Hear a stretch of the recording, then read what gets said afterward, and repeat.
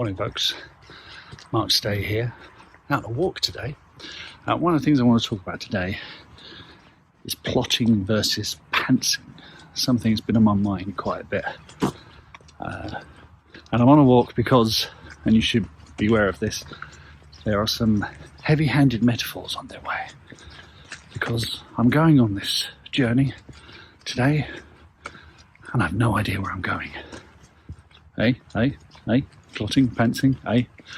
Anyway, let's get on with it. So yeah, let's define some terms first. So a plotter is someone who outlines before they write.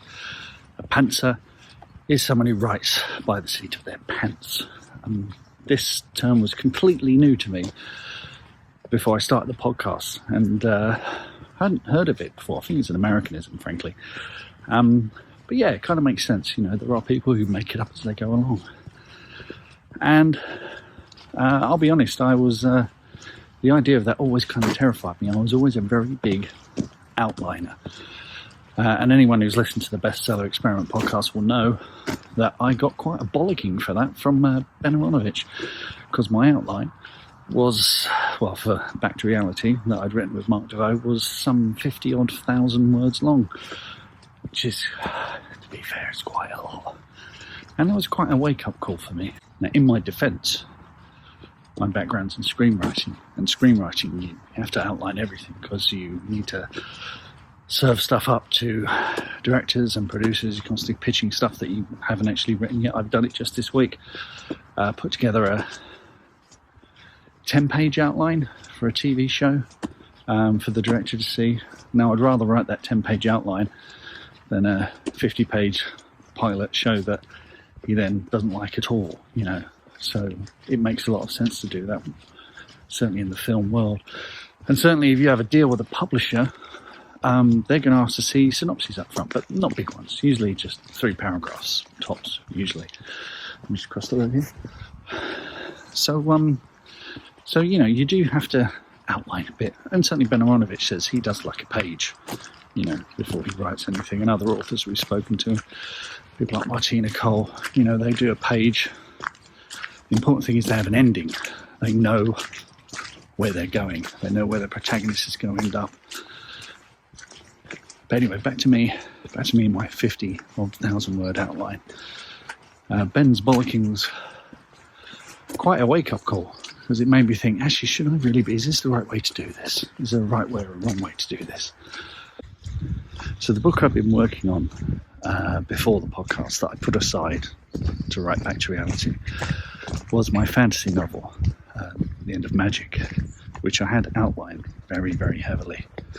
You know, I had 3 plot strands going on, and I needed to know where they were going, and I felt outlining would really, really help me. And I'd finished a draft before starting the podcast, put it away, and then sort of a year later, after we'd went Back to Reality, I picked it up again, had a look at it, and realised 2 of the threads were fine, really, really good. There was one character that just wasn't working, a character called Oscar, and he needed work. I had a choice then. I could have sat down and outlined it very heavily, or I could have pantsed it, fly by the seat of my pants. Well, that's what I did, and I loved it. It was great. I mean, I had the safety net in that I knew everything that was going on all around him, you know. I knew what was happening with the other characters. I knew how the story was going to end. I had a very good idea of how I wanted his story to end. So I approached the rewrites of his chapters just with the attitude of, okay, what happens next? What can be the most interesting thing that happens to poor old Oscar? Well, that made his life hell, made it very difficult. And I loved it. I had a great experience. And what's interesting is in a lot of the reviews, people single out Oscar's thread as their favourite bit. So that was a lesson learned, you know. And I took that to heart. So when I started working on my next project, which was the Woodville books, I figured, you know what, let's pants this one. And I did.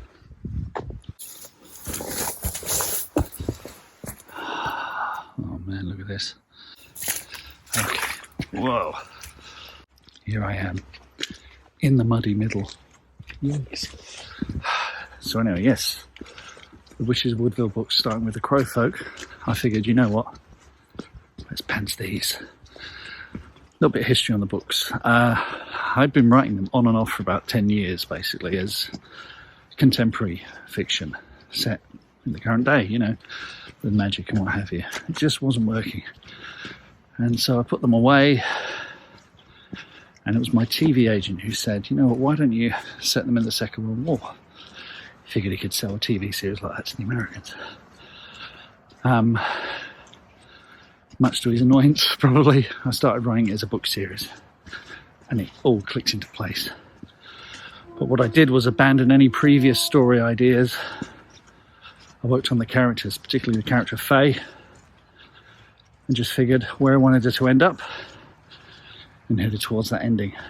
So I did kind of a one-page outline and got to know Faye and wrote the book up and around her. And I would ask the question, what happens next? How can I test her? How can I make life difficult for her? How will she recover and pick herself up and dust herself off and become a better person? And it was fun. It was really freeing.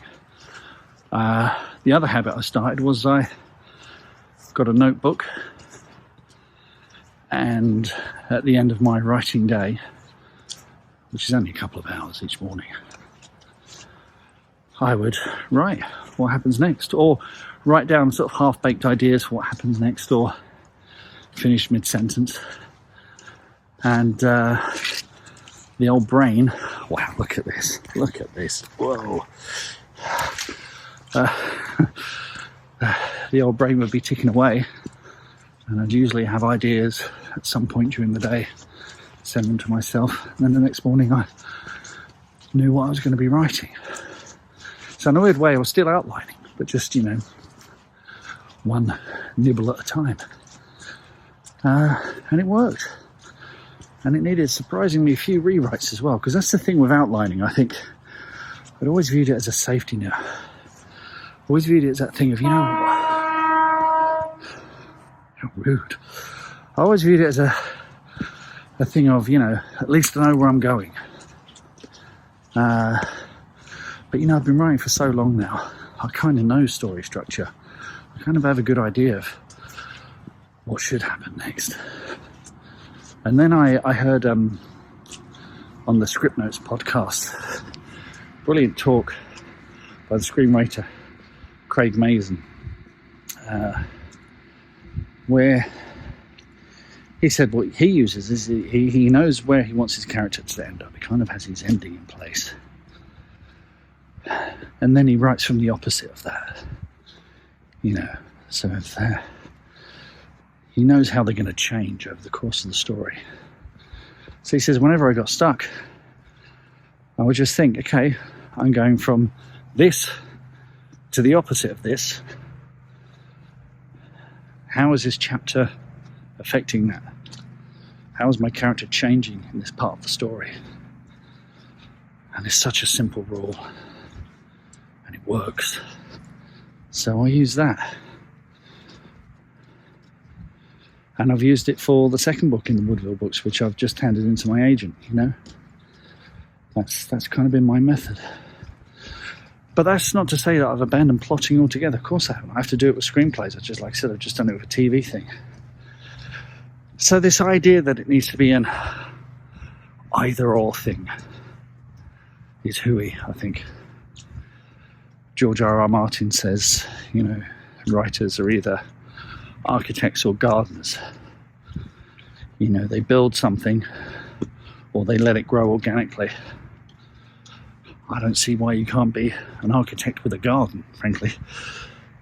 Why the hell not? Yeah. By the way, this is where we shot the video for the Crow Folk. It's changed a bit since the summer, isn't it?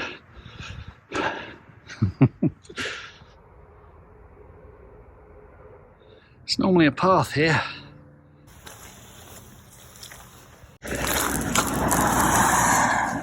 These are new. That's not to poo-poo people who outline. You know, outlining, I've done it and it's been successful for me, you know. If that's the way you do it, go for it, all power to you. But I don't think you have to define yourself as one or the other. You know, allow your writing style to evolve over time. Allow yourself the flexibility to change the outline. Because by all means, study the hero's journey, Save the Cat, all of those 7-point story things or whatever. Understanding structure is important. Definitely important. Because it allows you, when you are stuck, to maybe fix things. But what I would say is all those books, you know, on why Thelma and Louise and Silence of the Lambs is, you know, the greatest structured screenplay ever, they're all done from a point of analysis after the fact. The screenwriters weren't thinking like that. You know, they were just thinking, what happens next? And either through experience or their own insight, they were able to come up with great solutions. And believe me, they didn't come up with it first time around. They would have rewritten and rewritten until they got it right. So yeah, don't let anyone define what you should be as a writer. You've got to figure it out for yourself.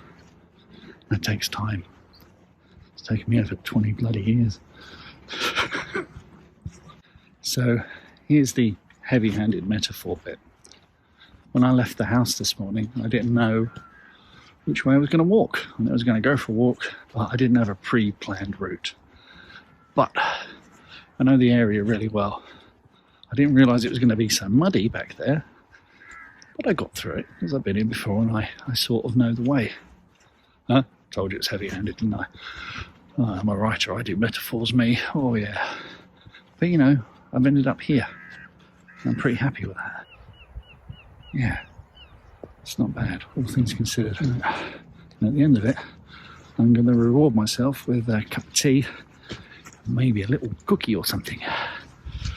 There we go. So until next time, happy writing, and if you get lost, don't worry. It's usually a path somewhere.